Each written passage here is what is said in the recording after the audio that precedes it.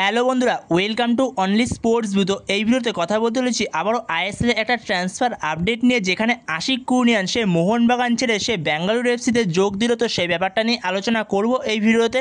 তো ভিডিওটি সবাই শেষ পর্যন্ত দেখতে থাকো, আর চ্যানেলে নতুন হয়ে থাকলে চ্যানেলটি সাবস্ক্রাইব করে পাশে থাকা বেল আইকনটি অন করে পাশে থেকো।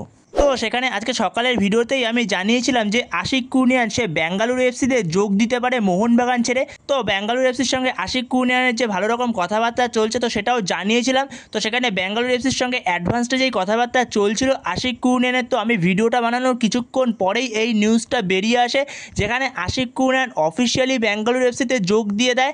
যেখানে এখন শুধুমাত্র অফিসিয়াল অ্যানাউন্সমেন্টটা আসা বাকি রয়েছে বেঙ্গালুরু এফসির থেকে, তো সেটাও খুব শিগগিরই চলে আসবে। তো সেখানে 28 বছর বয়স মোহনবাগানের লেফট উইঙ্গার, যার মার্কেট ভ্যালু হচ্ছে 1.4 কোটি টাকা। লেফট উইংয়ের পাশাপাশি রাইট উইংয়েও খেলতে পারে এবং সে লেফট ব্যাকেও খেলতে পারে। এছাড়া আশিক কুনিয়ান সে মোহনবাগান ছেড়ে বেঙ্গালুরু এফসিতে যোগ দিল পুরোপুরি ফ্রি ট্রান্সফারে, যেখানে আশিক কুনিয়ানের সঙ্গে মোহনবাগানের কন্ট্রাক্ট হয়েছিল 3+2, মানে 3 বছরের ডিল ছিল, আর 2 বছর কন্ট্রাক্ট এক্সটেনশন করার অফার ছিল।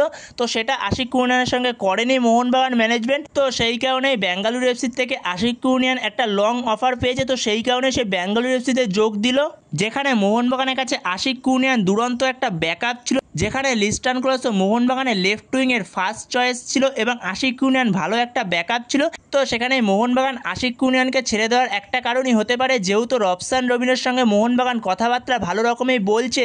তো প্রায় অ্যাডভান্সটা যেই কথাবার্তা বলা যেতে পারে রবসান রবিনের সঙ্গে, তো সেই কারণেই হয়তো আশিক কুনিয়ানকে ছেড়ে দিল মোহনবাগান ম্যানেজমেন্ট, যেহেতু রবসান রবিনও পারফেক্ট একজন লেফট উইঙ্গার, যেখানে ইন্ডিয়ানদের মধ্যে লিস্টন ক্লাসও রয়েছে এবং বিদেশিদের মধ্যে লেফট উইংয়ে রবসান রবিনও থাকবে। তো যথেষ্ট ভালো একটা কম্বিনেশন হয়ে যাবে। তো সেখানে আশিক কুনিয়ানকে খুব একটা দরকার পড়বে না মোহনবাগানের।